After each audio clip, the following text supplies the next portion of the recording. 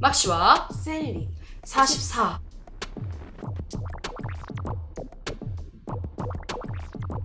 이 이야기는 사촌 오빠가 초등학교 4학년 때 겪었던 이야기입니다.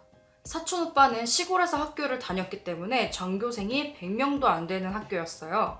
그래서 다 두루두루 아는 친구들이었죠. 그런데 그 중에서 제일 부잣집 친구가 있었대요. 그 친구의 집은 너무 잘 살았기 때문에 사촌 오빠가 가끔씩 그 집에 가서 맛있는 걸 얻어먹곤 했대요. 그렇게 어느 날 그 친구 집에서 여느 때와 같이 무언가를 얻어먹고 있었어요. 그러다가 그 친구가 야, 우리 집 뒷뜰에 아빠가 그네 설치해줬거든? 우리 저기 가서 같이 타지 않을래?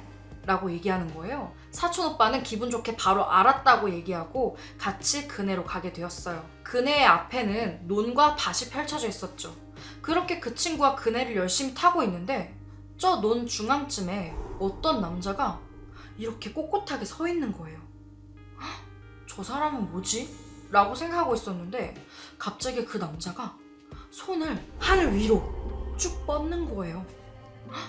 저 사람 대체 무슨 행동을 하고 있는 거지? 친구랑 함께 그 남자를 주시하게 되었어요. 그런데 그 남자가 갑자기 뒤돌아서는 거예요. 사실 저희는 그 남자의 뒷모습을 보고 있었거든요. 그런데 그 사람의 앞모습을 보니 너무 충격적이었어요. 얼굴에 어떤 가면을 쓰고 있었는데 그건 하회탈이었거든요. 그 하회탈을 쓰고 손을 위로 뻗은 그 남자가 갑자기 얼굴을 쓱 하고 만지더니 미친 듯이 탈춤을 추기 시작하는 거예요. 그렇게 춤을 추던 그 남자는 갑자기 우리에게 탈춤을 추면서 돌진하게 되었어요.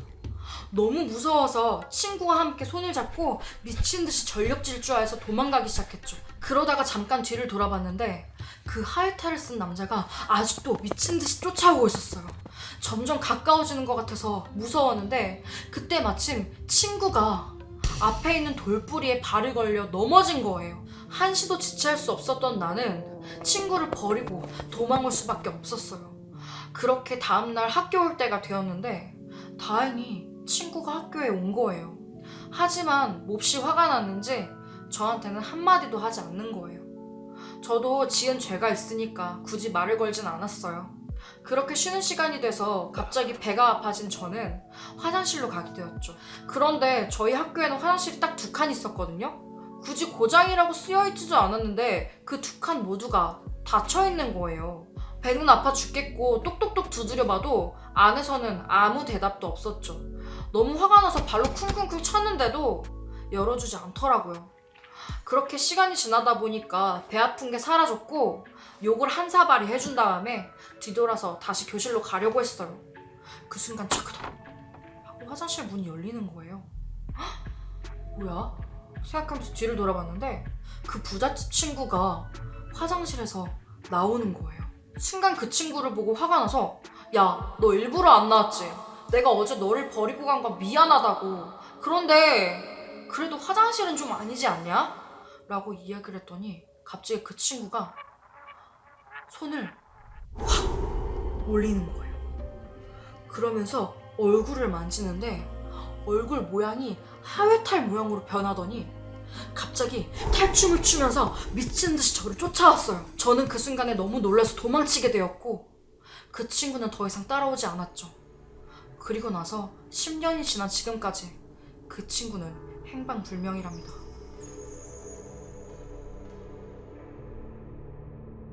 어떤 사람이 출퇴근을 할 때 꼭 지나는 도로가 있다고 합니다. 그 도로는 그냥 탁 트인 직선 도로인데 희한하게도 거기서 사고가 많이 일어난다고 해요.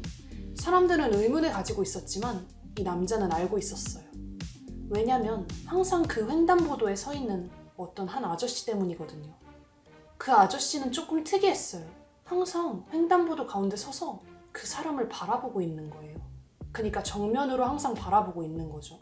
그런데 어떻게 이상한 걸 깨달았냐면 운전을 하고 가면서 정면으로 바라보는 아저씨를 바로 지나친 다음에 백미러로 확인하면 금세 또 정면을 보고 있다는 거예요.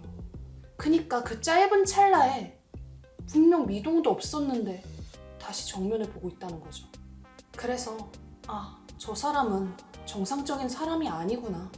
귀신일까? 싶어서 친구에게 물어봤대요. 하지만 친구는 그 사람의 존재를 알고 있었어요. 뒤통수 없는 양반으로 유명하다는 거예요. 그 얘기를 듣고 이 남자가 호기심이 생겼죠. 내가 저 사람 뒤통수 꼭 확인하고 말겠다. 그래서 그때부터 그 아저씨의 뒤통수를 보기 위해서 열심히 노력했지만 볼 수가 없었어요.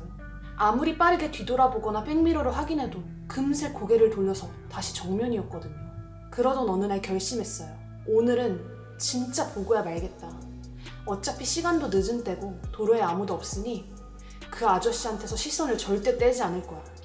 그러면서 속도를 점점 늦추기 시작했어요.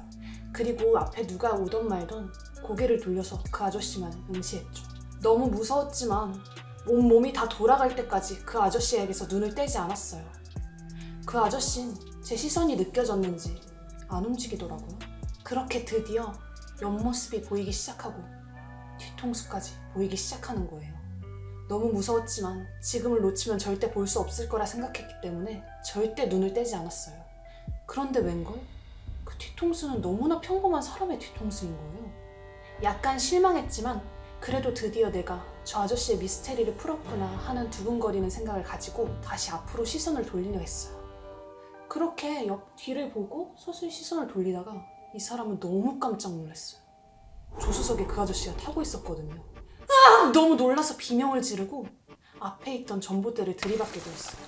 그리고 바로 실신해버렸고 병원에서 눈을 뗀 저는 몸에 아무 이상이 없는 걸 확인하고 경찰한테 가게 되었죠. 다행히 그 주변에서 다른 피해자는 없었다고 해요. 물론 그 아저씨도 발견되지 않았고요. 경찰은 그냥 과속에 의한 운전미숙으로 단정지었지만 항의할 기력도 없어서 그런가 보다 했어요. 그리고 그 뒤로 5년쯤 지났는데 여전히 그 아저씨는 그 횡단보도 앞에 서 있어요. 하지만 달라진 게 있다면 저는 두 번 다신 그 아저씨를 쳐다보지 않는다는 거죠. 그리고 그때 조사를 받을 때 경찰이 무심코 던진 한마디가 머릿속에서 잊혀지지 않았기 때문이에요. 그 양반 이번엔 안 데려갔구만. 그러니까 그 횡단보도에서 이유 없이 사고가 잦고 사망자가 많았던 건 억지로 무리해서 그 아저씨의 뒤통수를 보려다 죽었던 거기 때문이었죠.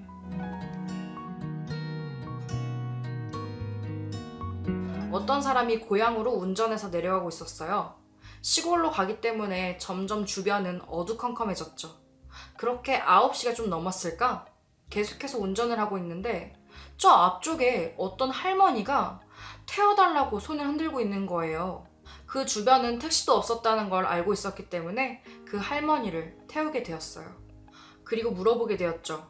할머니, 어디까지 가세요?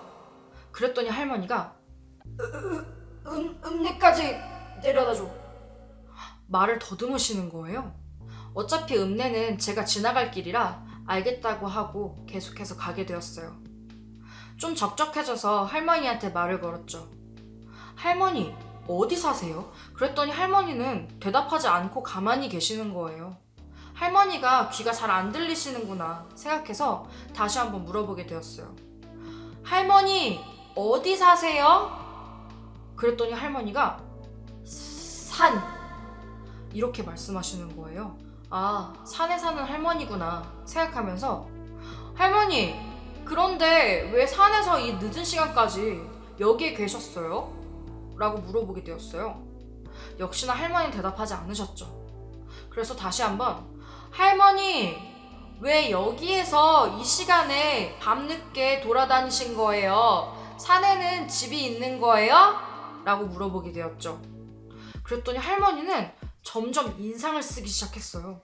마치 듣기 싫다는 느낌처럼요. 그러다가 갑자기 그런 건 뭐하러 묻는 거야? 이렇게 말도 안 더듬고 얘기하시는 거예요. 그래서 네? 그냥 이라고 했더니 더 이상 말하지 말고 빨리 가 라고 얘기하시는 거예요. 그렇게 읍내에 도착하게 되었고 할머니는 차에서 내리게 되었어요. 할머니, 조심해서 가세요 라고 말을 했는데 그때 할머니가 저에게 이렇게 말씀하시는 거예요. 당신 오늘 안 죽은 걸 감사하게 생각해? 네? 이상했지만 별 신경을 쓰지 않고 다시 고향으로 가게 되었죠. 아, 진짜 이상한 할머니야.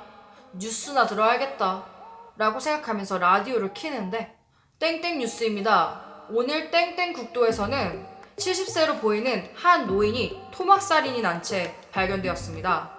용의자는 70세로 추정되는 그 노인의 부인입니다. 그때 저는 알게 되었어요. 땡땡국도?